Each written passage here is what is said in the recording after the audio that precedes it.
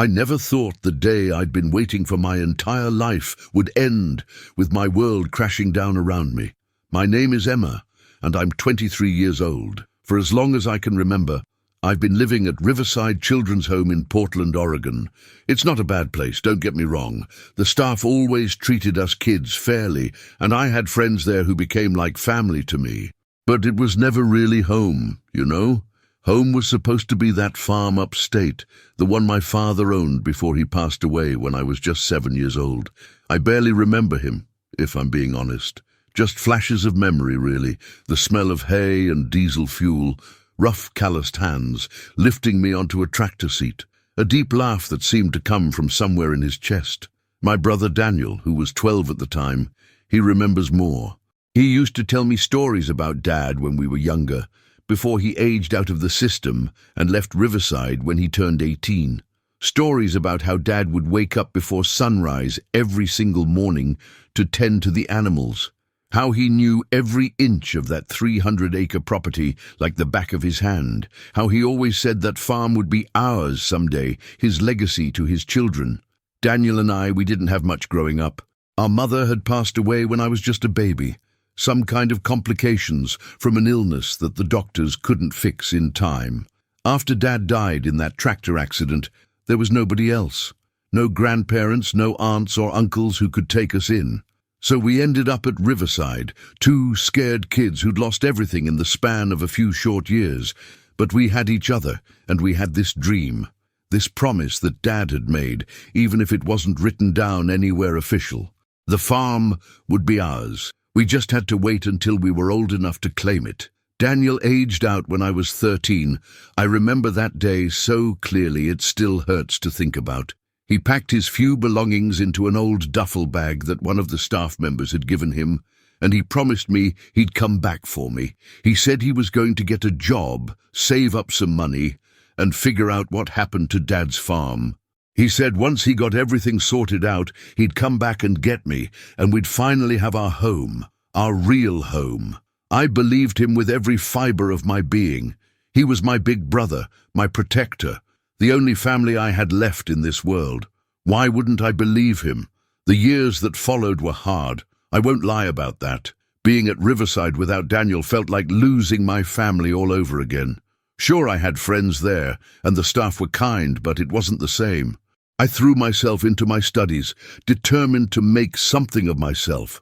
I figured if Daniel was out there working to reclaim our inheritance, the least I could do was prepare myself for the life we'd have together once I was finally free. I took every agricultural class my high school offered. I read books about farm management, sustainable agriculture, livestock care. I dreamed about the day I'd turn 18 and could finally leave Riverside behind. Daniel would visit sometimes, maybe 3 or 4 times a year. He always looked tired, worn down by whatever job he was working at the time. First it was construction, then he drove trucks for a while, and last I heard he was doing something with commercial refrigeration. He never wanted to talk much about the farm when he visited, said he was still working on it, still trying to cut through all the legal red tape. The property had been tied up in some kind of probate situation, he explained, because Dad died without a proper will. These things take time, he'd tell me. Be patient, Emma. It'll all work out. And I was patient. God, was I patient. I waited and I worked and I dreamed. I counted down the days until my 18th birthday, like a prisoner marking time on a cell wall. When that day finally came last month, I felt like I was about to burst with excitement. The staff at Riverside threw me a small party, which was sweet of them. They gave me a cake and some practical gifts, things I'd need as I started my adult life, towels, dishes, a gift card to the grocery store.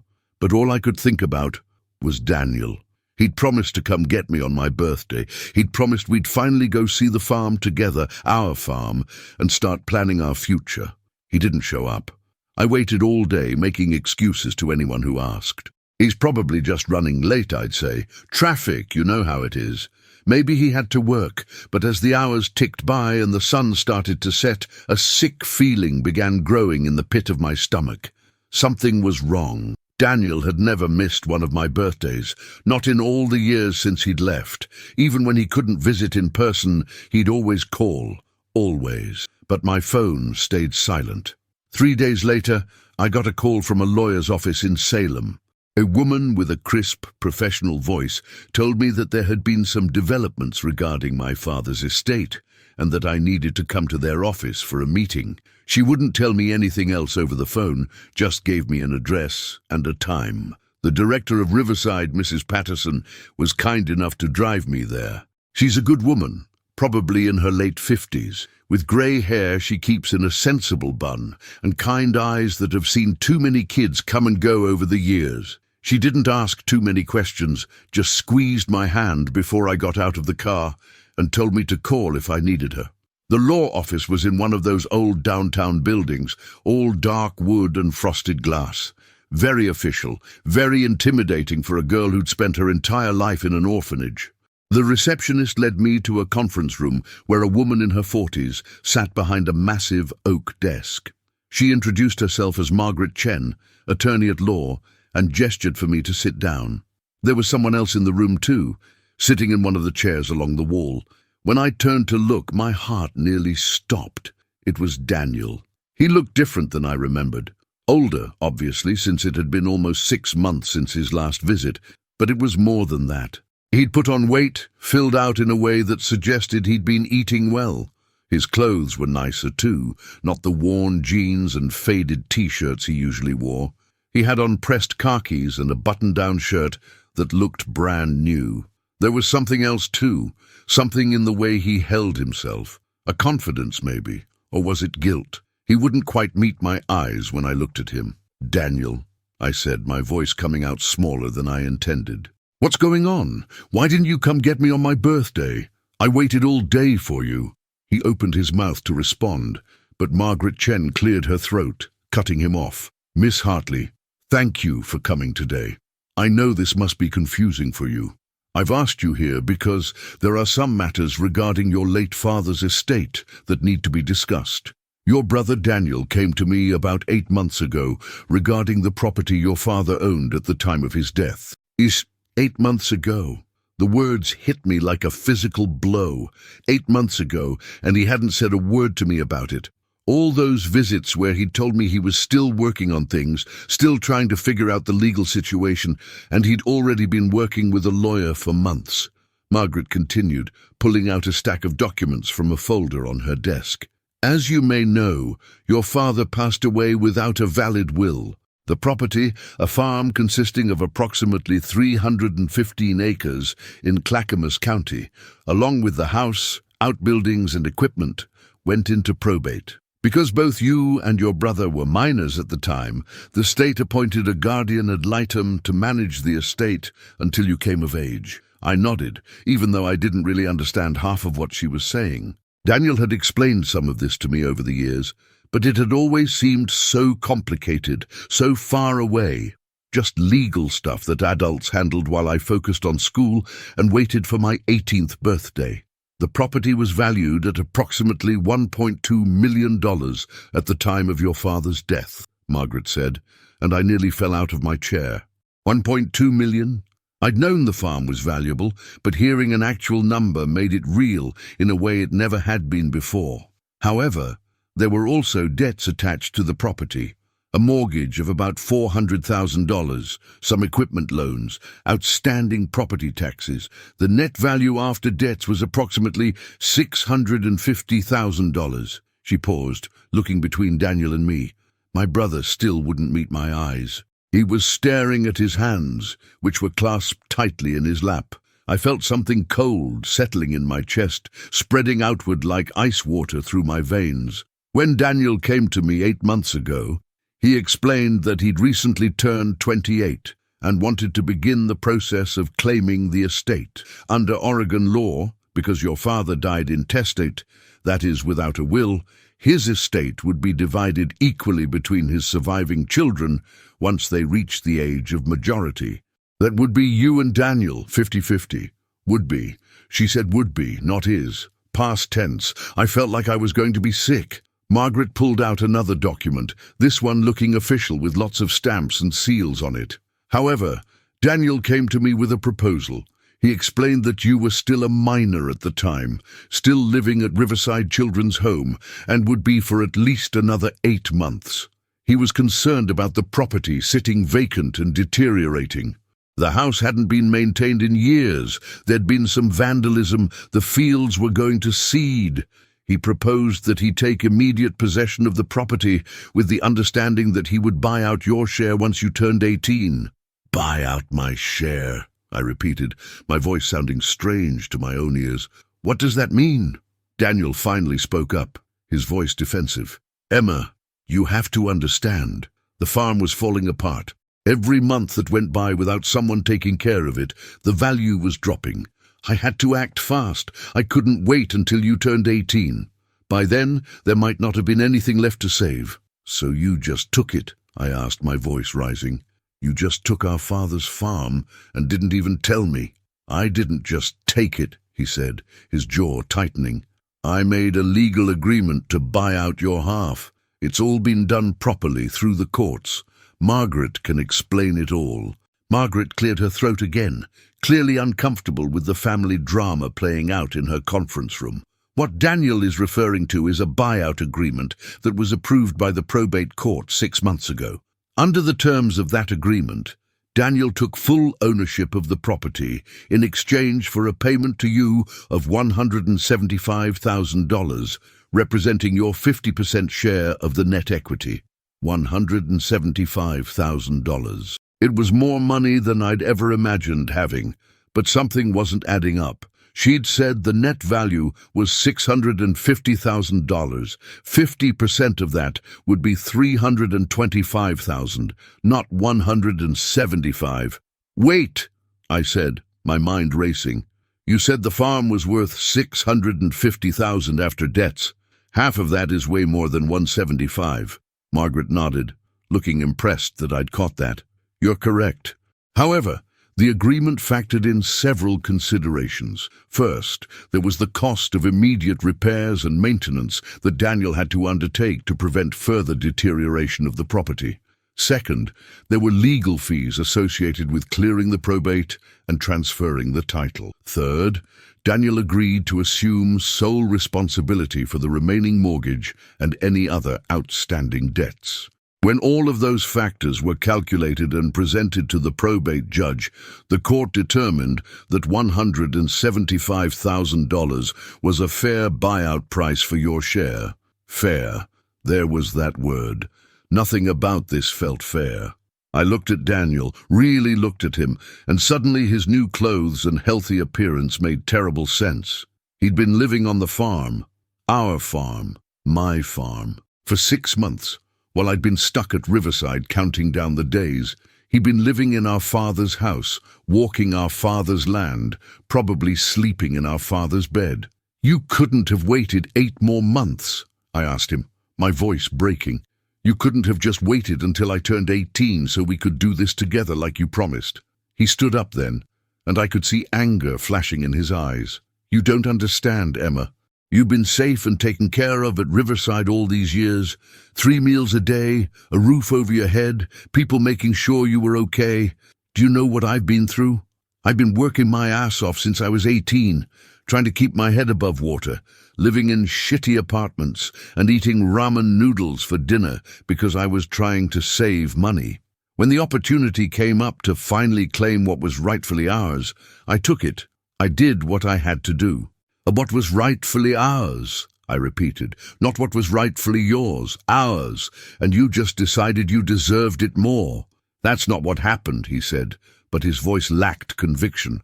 The money is ready for you. Margaret has a check right here.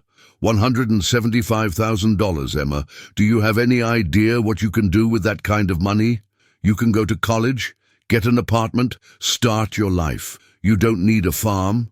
You've never even worked on a farm. What would you do with 300 acres?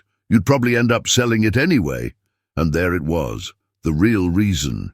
He didn't think I deserved it, didn't think I could handle it, didn't think I was capable of being a farmer like our father. Maybe he was right. Maybe I didn't know the first thing about actually running a farm, but it didn't matter, because it wasn't just about the farm. It was about the promise he'd made. The promise that we'd do this together, that we'd honor our father's memory together, that we'd finally have a home together. Margaret was holding out an envelope. Inside, I could see the edge of a check. All I had to do was take it, sign some papers, and walk away. Walk away from the only connection I had left to my father. Walk away from the dream I'd held on to through all those lonely years at Riverside. Walk away from my brother, because I knew with absolute certainty that if I took that check, I'd never forgive him. We'd never be family again. Not really. Before we continue with Emma's decision, I want to take a moment to say something. If you're watching this video and you're connecting with Emma's story, please consider subscribing to our channel. We share real stories about family, betrayal, justice, and the strength it takes to stand up for yourself. And I'd love to know, what would you do in Emma's situation? Would you take the money and walk away, or would you fight for what you believe is rightfully yours? Drop your thoughts in the comments below. Your perspective might help someone else who's facing a similar situation. Now, let's see what Emma decides to do. I didn't take the check, not right away. Instead, I asked Margaret a question that had been forming in my mind ever since she started explaining all of this. How did the court decide that $175,000 was fair? Who evaluated the property? Who determined what repairs were needed? Margaret hesitated, glancing at Daniel before responding. Your brother provided documentation of the property's condition, along with estimates from contractors regarding necessary repairs. He also had the property appraised by a licensed appraiser who determined the current market value. Can I see those documents? I asked. Daniel stood up abruptly. Emma, come on. You don't understand any of this stuff. You're going to look at a bunch of papers, and they're not going to mean anything to you. Just trust me. I did what was best for both of us. Trust you? I felt something hot and angry rising in my chest. You've been lying to me for 8 months, Daniel. Every time you visited, every time you told me you were still working on things, you'd already done this. You'd already taken the farm and cut me out of it. So no, I don't trust you, not anymore. Margaret, to her credit, didn't hesitate. She pulled out another folder and slid it across the desk to me. You have every right to review the documentation, Miss Hartley. The probate proceedings are a matter of public record. I opened the folder with shaking hands. Inside were dozens of pages. An appraisal report listing the property value at $780,000, significantly higher than the $1.2 million Margaret had mentioned earlier. When I pointed this out, she explained that property values had actually decreased in the area since our father's death. The housing market crash had hit rural properties particularly hard. That made sense, I supposed, though it still felt like we'd lost something. There were also contractor estimates for various repairs. A new roof for the main house, $45,000. Foundation repairs, $32,000. Septic system replacement, $28,000. The list went on and on. By the time I'd added it all up, the repairs supposedly totaled nearly $200,000. But something felt off about it. The estimates were all from the same contractor, a company called Davidson Brothers Construction. And the dates on the estimates were all from around the same time, about 9 months ago, right before Daniel had approached Margaret. Did anyone else evaluate the property? I asked. Or was it just this one contractor? Daniel shifted uncomfortably in his seat. Davidson Brothers are good people. I know them. I worked with them on some projects. They gave me a fair assessment. You know them, I repeated slowly. So you got estimates from your friends. Did the court send anyone independent to look at the property? Margaret flipped through some papers. The court relied on the documentation provided by your brother and his legal representation at the time. Given that you were still a minor and there was no contest to the proceedings, the judge approved the arrangement based on the evidence presented. There was no contest because I didn't even know it was happening. I'd been sitting at Riverside, completely in the dark, while Daniel was in court convincing a judge that he needed to take my inheritance to protect it. The more I looked at these papers, the more wrong it all felt. The estimates seemed high, the appraisal seemed low, and Daniel's insistence that I just take the money and not ask questions was setting off every alarm bell in my head. "I need time to think about this," I said, closing the folder. "I'm not signing anything today." Daniel's face went red. "Emma, don't be stupid about this. That money is sitting there waiting for you. Just take it and move on with your life." "My life," I said quietly, "was supposed to include that farm. It was supposed to include my brother, working together to honor our father's memory. But you took that away from me. You made decisions about my future without even asking me what I wanted. So yeah, I need time to think." I stood up, and Margaret handed me a business card. "Take all the time you need, Miss Hartley. If you'd like to consult with your own attorney before proceeding, that's certainly your right. I should mention that I was hired by Daniel to represent his interests in this matter, so I'm not in a position to advise you personally. You may want to seek independent counsel." That was interesting. Daniel had hired her. She wasn't some neutral party appointed by the court. She was working for my brother, helping him figure out how to legally take what should have been mine.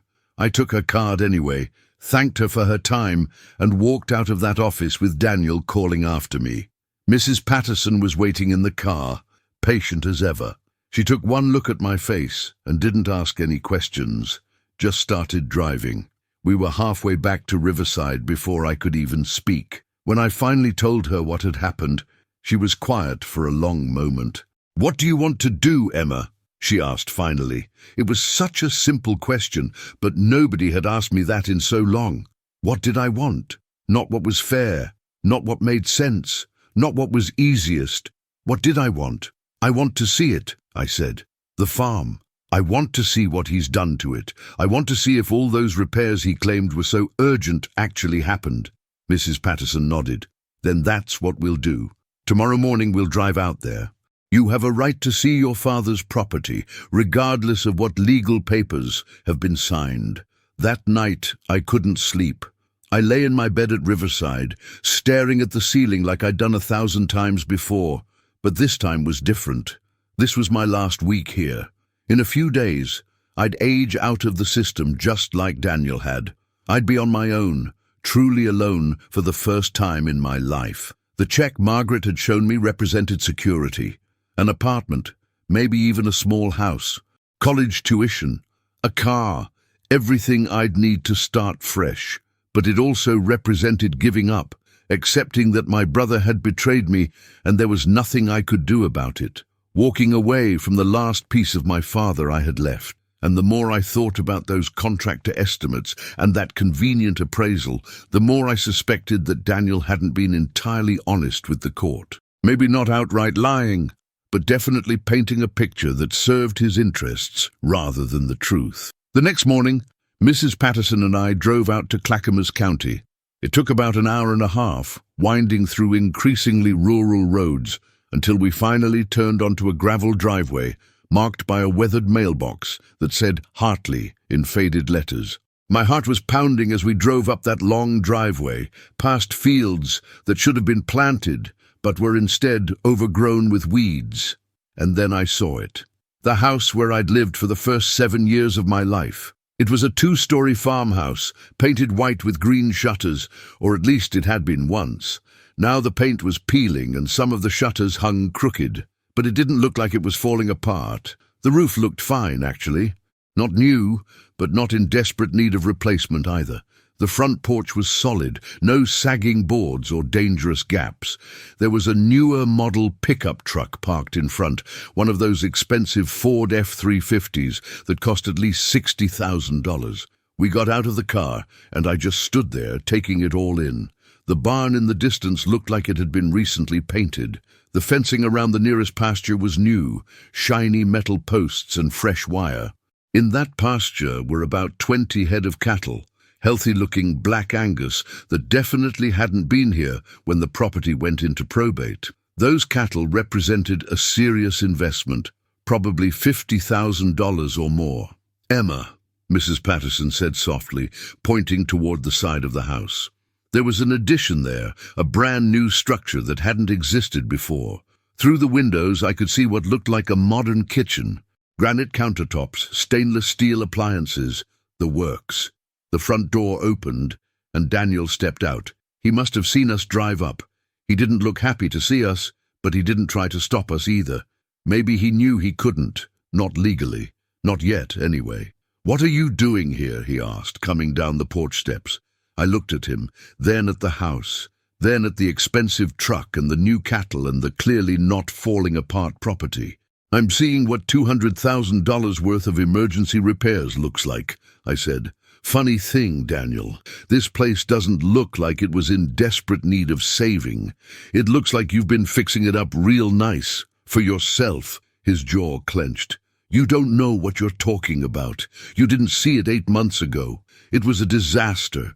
"Then show me," I said. "Show me pictures of how bad it was. Show me receipts for all those repairs you claimed you had to make. Show me proof that you actually spent that $200,000 saving this place, instead of just using it as an excuse to steal my half." "I didn't steal anything," he shouted, and some of the cattle in the distance startled at the noise. "Everything I did was legal. The court approved it." "The court approved what you told them," I shot back, "but I'm starting to think you didn't tell them the whole truth." Daniel's face had gone from red to almost purple. "You need to leave. This is my property now. You're trespassing." "Actually," Mrs. Patterson spoke up, her voice calm but firm, "until Emma signs those papers accepting the buyout, she still has a legal interest in this property. She has every right to be here." I could have kissed Mrs. Patterson right then. Daniel knew she was right too. I could see it in the way his shoulders slumped just slightly. He ran a hand through his hair, a gesture I remembered from when we were kids, and he was frustrated about something. "Fine," he said finally. "Fine. You want to look around? Look around. But you're not going to find anything wrong. I've done everything by the book." I walked past him, up those porch steps, and into the house I barely remembered. The inside had been completely renovated. New hardwood floors, fresh paint on every wall, modern light fixtures. The kitchen was stunning, easily a $60,000 remodel. The living room had a new stone fireplace and built-in bookcases. Upstairs I found 4 bedrooms, all freshly painted and carpeted. The bathrooms had been completely redone with tile work that must have cost a fortune.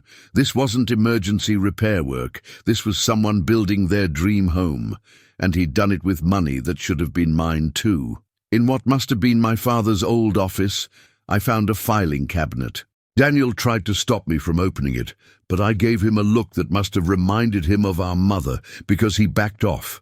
Inside, I found folders full of documents, bills of sale for the cattle, receipts for the kitchen remodel, the bathroom renovations, the new flooring. And there, at the bottom of one drawer, I found something interesting.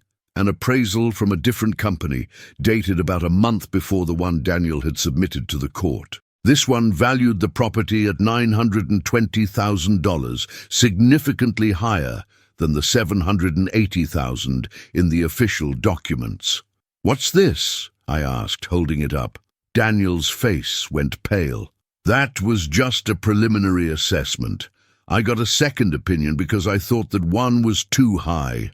"Or maybe you got a second opinion because the first one didn't serve your purposes," I said.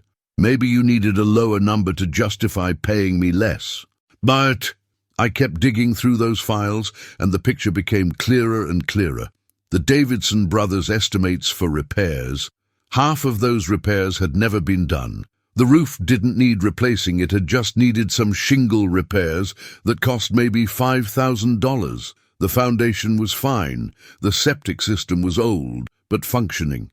Daniel had presented inflated estimates to the court, got a low appraisal, and used that to justify buying me out for a fraction of what my share was actually worth. But here's what really got me. I found a bank statement from about 7 months ago, right after the court had approved the buyout. It showed a deposit of $475,000. That was the remaining equity after my supposed buyout. Except if the property was really worth $780,000 and the debts were $400,000, that left $380,000 in equity. Split that in half, Daniel should have gotten 190,000, same as me, but he'd gotten 475,000, which meant the property was actually worth way more than he'd claimed. I did the math in my head.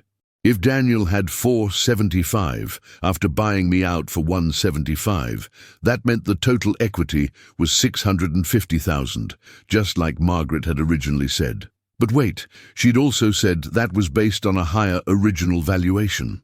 If I worked backwards from the actual numbers, the property was probably worth close to that original $1 million mark, maybe even more given all the improvements Daniel had already made. My brother had systematically undervalued our inheritance, inflated the repair costs, and used legal maneuvering to cut me out of hundreds of thousands of dollars. And he'd done it all while I was still a minor, while I had no legal representation, while I was sitting at Riverside dreaming about the day we'd finally be together again. "You know what the worst part is?" I said, looking at him with tears streaming down my face. "It's not even the money, Daniel. It's that you looked me in the eye over and over again and you lied to me.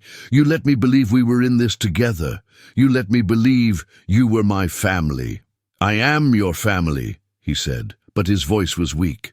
"No," I said. "Family doesn't do this. Family doesn't steal from each other. Family doesn't lie and manipulate and use the legal system to cheat their own sister out of her inheritance." Mrs.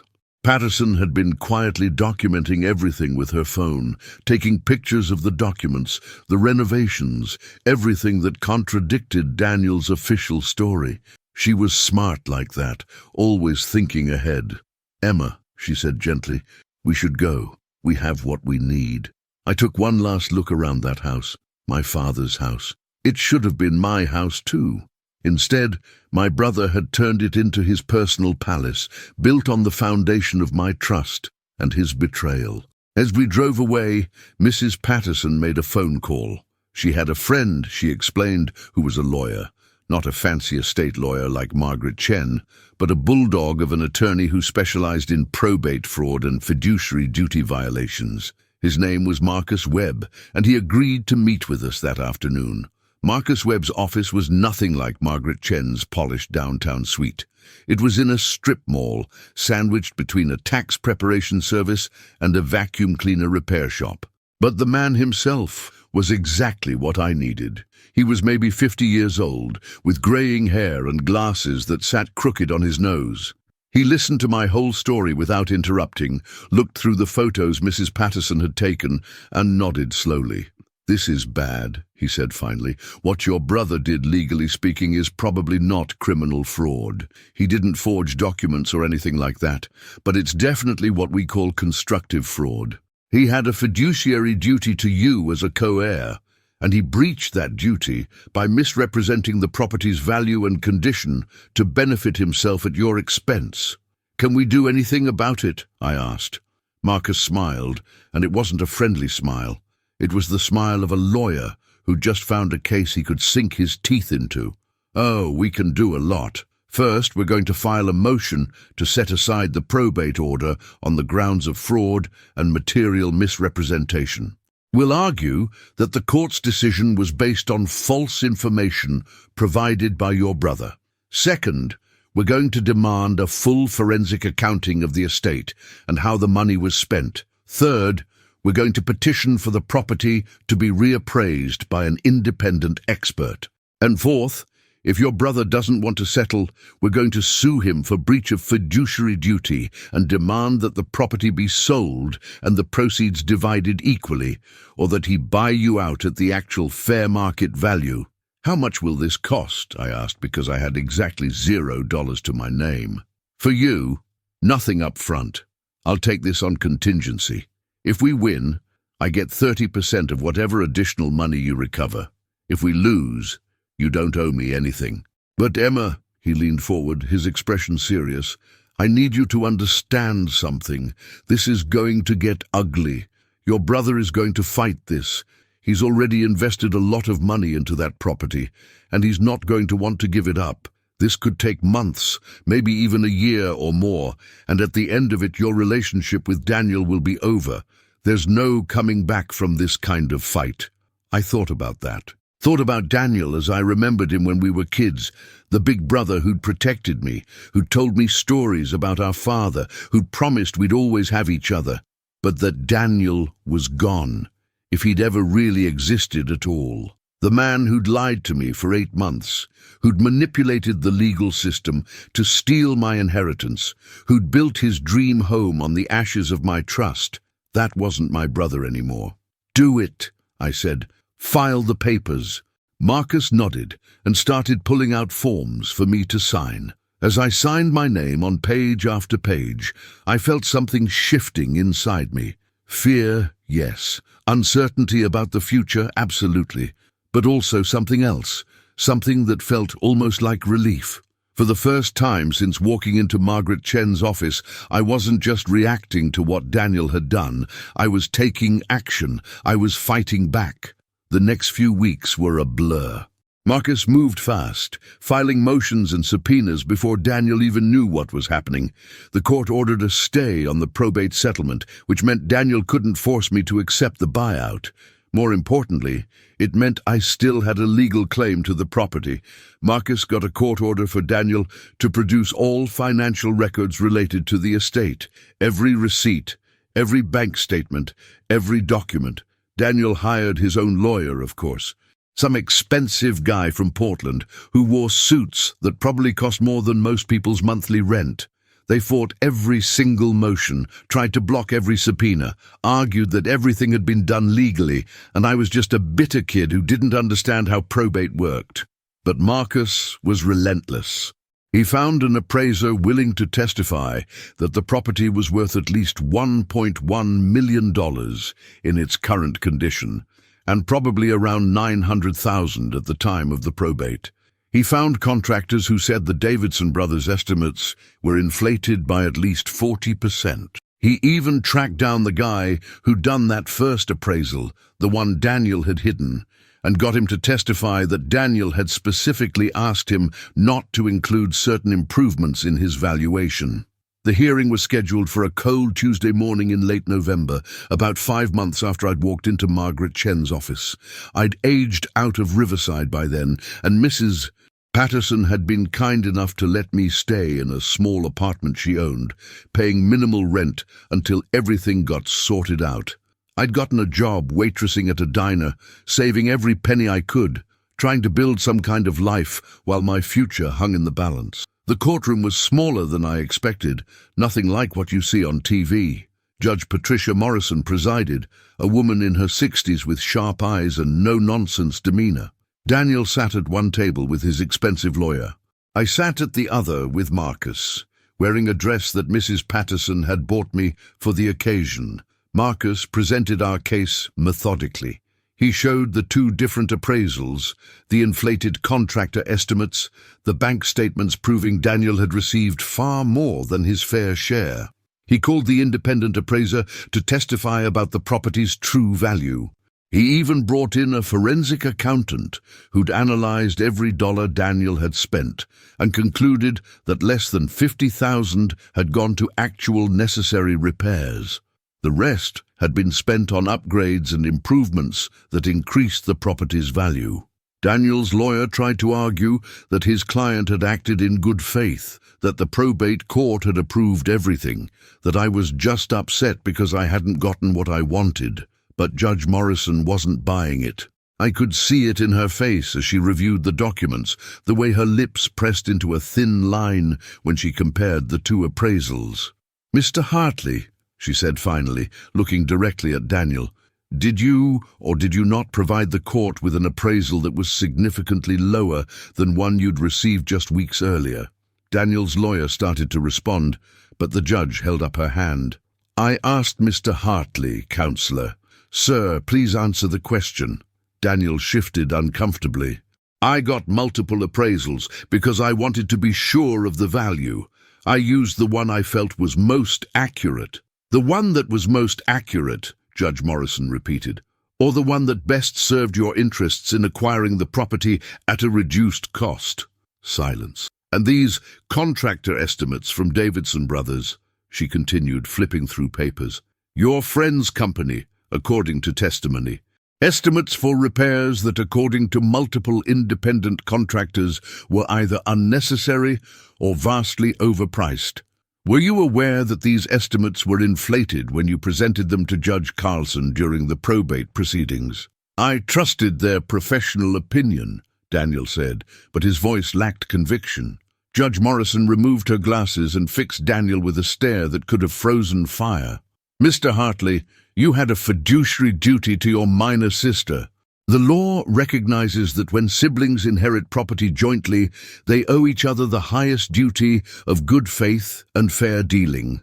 You didn't just fail in that duty, you systematically manipulated the probate process to enrich yourself at her expense. You provided false or misleading information to the court. You concealed evidence of the property's true value. And you did all of this while your sister was a minor, unable to protect her own interests. She put her glasses back on and started writing. The scratching of her pen on paper was the only sound in that courtroom. Finally, she looked up. I'm setting aside the probate order from 6 months ago. The buyout agreement is void. The property will be reappraised by a court-appointed expert at Mr. Hartley's expense. Once we have an accurate valuation, Mr. Hartley will have 2 options. He can buy out his sister's 50% share at fair market value, or the property can be sold and the proceeds divided equally. Additionally, I'm ordering Mr. Hartley to pay his sister's attorney fees in the amount of...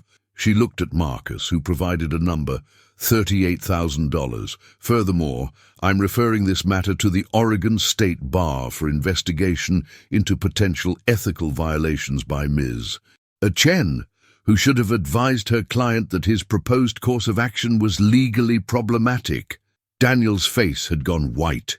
His lawyer was whispering urgently in his ear, but Daniel wasn't listening.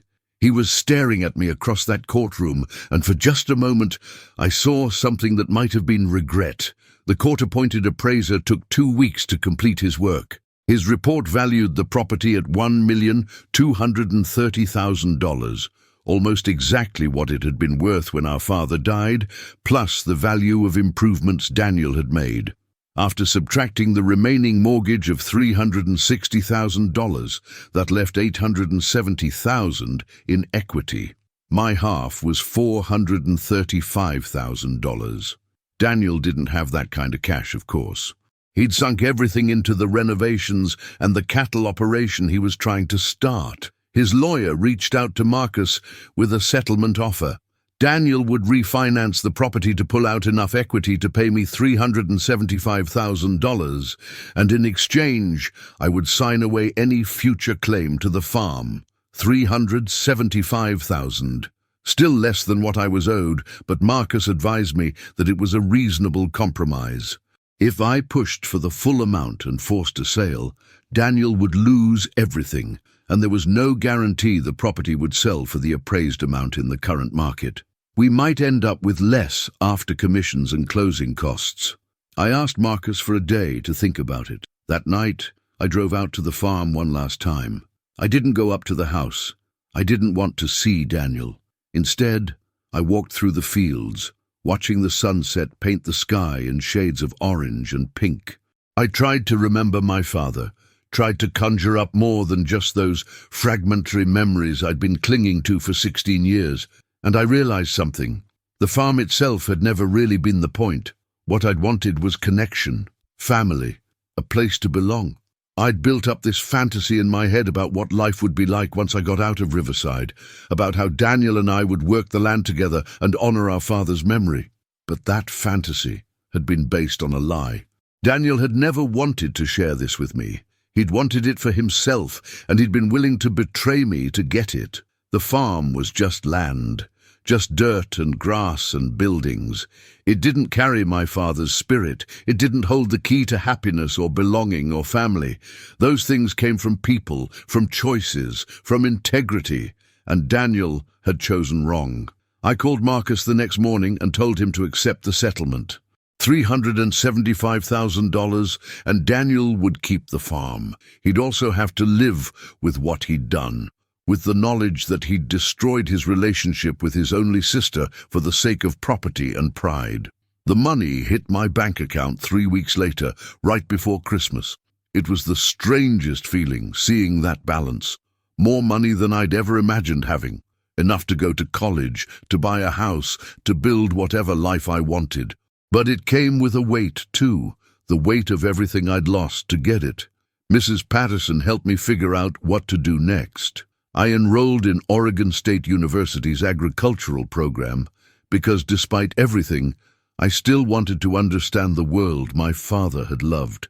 I bought a small house in Corvallis, nothing fancy but mine, and I started seeing a therapist because I had a lot to work through about trust and family and betrayal.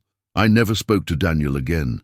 He tried calling a few times in the months after the settlement, but I never answered.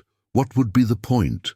Sorry seemed inadequate for what he'd done, and I wasn't interested in his excuses or justifications. Some bridges, once burned, can't be rebuilt. But here's the thing I learned through all of this. Sometimes the worst thing that happens to you becomes the thing that forces you to find your own strength. If Daniel had kept his promise, if he'd waited for me and we'd taken over the farm together, I would have spent my life in his shadow, depending on him, maybe never becoming fully my own person.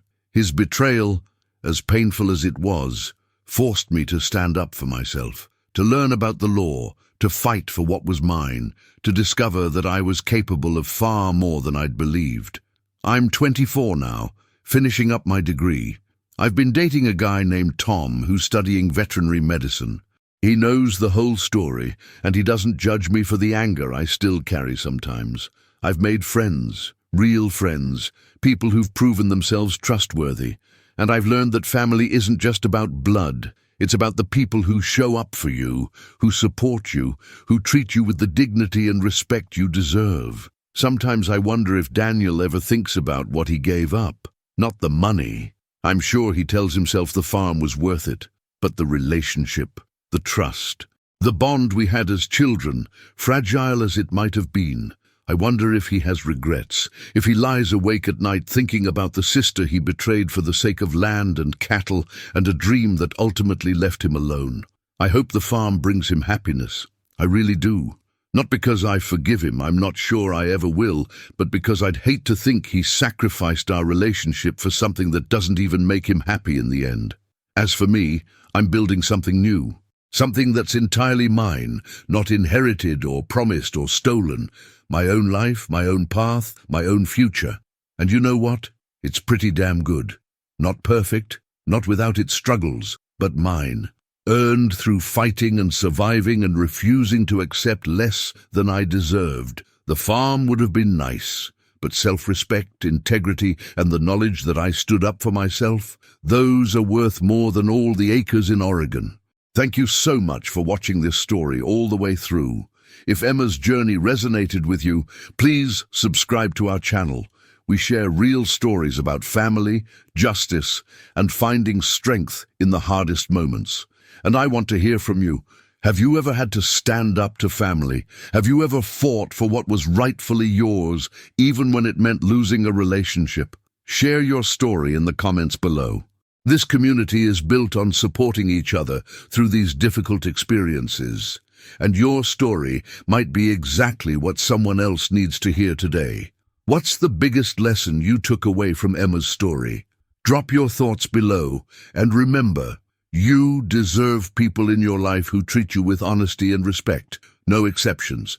Take care of yourselves, and I'll see you in the next video.